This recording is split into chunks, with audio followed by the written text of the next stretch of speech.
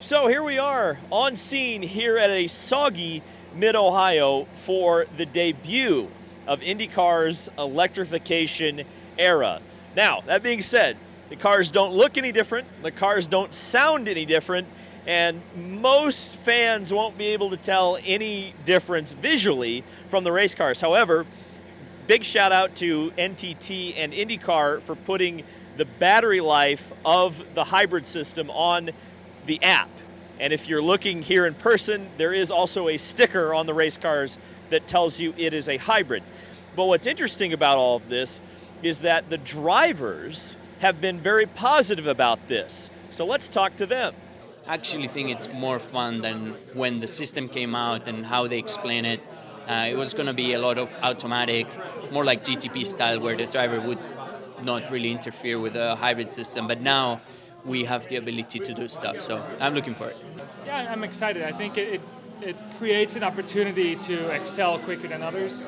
So yeah, I'm really excited to see how it goes today. It'll be interesting. I feel like this circuit is probably quite a good one from probably a driver input standpoint, just because you will be quite busy during the race, regenning potentially manually, and then deploying and pressing overtake, and then obviously you've got all your other tools as well. So it's going to be busy, but I think that's cool, and it's another point where you can separate yourself from the others. I think there's still a lot of unknowns. You know, obviously we've done a lot of testing with it, but it's been very strange. Like a lot of the miles were done at Homestead, which is the polar opposite to here. So how it affects things, I still think is a little bit of an unknown. You know, a lot of the miles we've done on it lately has been on oval. So I don't have an answer yet. I think that, you know, certainly it adds a whole other element for us to manage, for the engineers to think about. I don't think it'll be it's not going to make or break someone's weekend. It certainly could be enough it does produce enough kind of lap time to like transfer you out of a group from qualifying. So it'll be important to nail that, but like it's not like if you nail the hybrid and you screw up the car balance or the tires or something like that, it's not going to save you. So it's pretty minimal from that standpoint. I'm pretty excited for it. I know, obviously, probably drivers are saying many different things. From my side, I feel like what's most important is going to be qualifying. You know, I think if you can get a perfect deployment strategy for your one lap, it will make a few tenths of a difference. And knowing how good this field is, that few tenths is going to, I feel like, make or break you into the Fast Six. So that's going to kind of be the main focus. And I think when it comes to the race, I don't think it's going to matter as much, trying to be super perfect on it. Especially with everything going on, it's going to be hard to be perfect. I did one morning at the Indy road course. So I don't know how many laps that was. I would guess probably like 20 or 30. So call it one stint. Yes. So not much. Obviously did a test at Iowa as well. So that was helpful, different on an oval to a road course. But I'm confident in what the team has done regarding the hybrid system, and I've had a lot of help with where we're going to use it and preparing for how we're going to manage it. So I feel well prepared, and whether I've driven it or not, I have the resources that I need to know kind of how to effectively use it, so I don't think it will be a big issue for us. There's a lot of things that we need to learn still in regards to the hybrids as a team. I would say, at least on paper, Penske, Ganassi, McLaren, like those teams should have a big advantage here because they've had a lot more hybrid experience. But hopefully we can close that gap. So one of my big questions that I had going into this weekend, and again, it's going to be hard to know until we actually see the race, but what is the hybrid going to bring to the on-track racing product? A few drivers had some thoughts on that. I think I think the tactical part, like the strategy on when to regen, when to deploy, because on the road courses you can feel it like an overtake. So I think it's going to be very interesting to see how that works, and also with fuel saving, how we can make that more efficient. It's not going to be like, oh wow, he's using the hybrid and nobody else is, and he's getting all the stickers from all the cars. It's not going to be that way, but I think it's gonna hopefully give us more tools to try and set up passes. We know how the OT is, that you can see and that you can maybe put some pressure so the person in front starts using it in places that are not amazing. I think it's going to be the same with hybrid.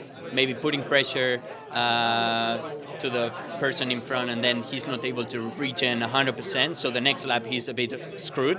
I think we will see that kind. I think it's going to be interesting. They're not comparable.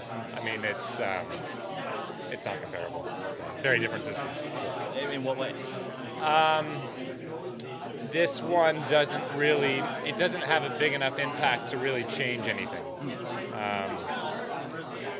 So I guess that's the easiest answer. So much of the marketing material around these hybrids has been the fact that 800 horsepower, the first time since the late 2000s or the mid 2000s that 800 horsepower has been on tap for IndyCar racing of any kind. Okay, that's cool, that sounds great.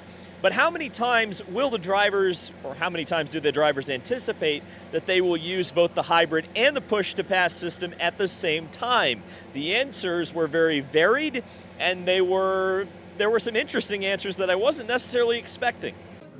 I think that'll happen often. I'm not sure if it's really worth using both at the same time. Efficiency-wise, with the deploy and the newton meters you can deploy. Overtake you can hold a whole straightaway if you want to. The hybrid, it's not that long, but I think you can have a longer burst of overtake. So basically, you can have almost a full straightaway without using all those seconds of overtake. So I think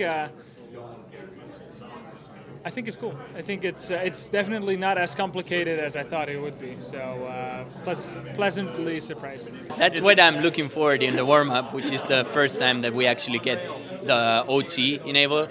I don't think that the tires are gonna like that. So yeah, I know, but the tires still, they get all the horsepower in one. So I think it's also gonna be tough. Like, it's pressing two buttons at the same time when you're going up the gears and trying to get the balance right. But yeah, I'm excited. I think it's going to be for sure something that all the drivers try first couple of laps in the warm-up. And hopefully that also makes the race more interesting if people start putting more pressure into the rear tires and struggling more. So I think it's actually a really good hybrid system for what we were looking for. I mean, push-to-pass really will override the hybrid. The hybrid is a good step of power for sure, but it's because of the current limits that we have, which again, this is weekend number one. It's gonna go up from here, but the current limits that we have don't allow the power to really be deployed for that long a period of time. So whereas push to pass can be used, I mean, if you want to use 20 seconds at a time, you can. So that's going to be more. For example, if you have a restart here and you go off in turn one and you deploy your hybrid, you're not going to keep the car behind you. It's not push to pass. Yeah, I don't know. That's the stuff that's all still very new, and it's hard to replicate on a sim because you can't just put other drivers on the sim and just be all right, how are you going to do it? I've heard many different strategies of somebody maybe deploying and then turning it off and then using push to pass after, or just hitting both. I don't really know, and I think it's all just going to also matter depending on how much tire deg you have. If you're at the end of a stint, the tire can't really handle much more pressure coming out of a corner if you're deploying and push to pass. It's a lot of pressure on that rear tire.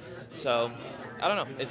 I guess we'll have to just play that out by ear and see how it works out on racetrack. Then my other question was, to many of the drivers here in the series, although not all of them, they do have experience with hybrid or electric race cars in other series, particularly the GTP/hybrid cars in the IMSA series, as well as the hybrid-powered Formula One cars that have been around since 2009 in F1. So this is what the drivers had to say about the IndyCar system versus those systems. It's different. I would say that it's the one you have to work the most for. It's not massive, the feeling that you get, but I would say it's probably the most fun.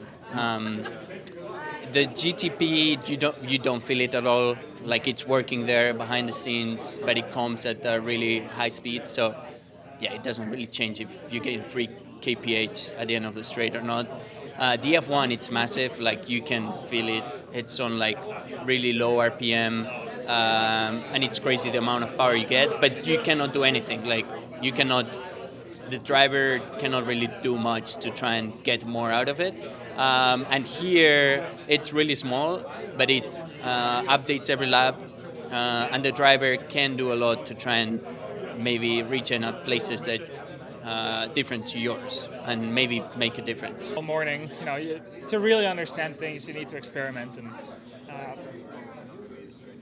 once you've done everything, it's very logical, and I feel like it's quite idiot-proof. So it's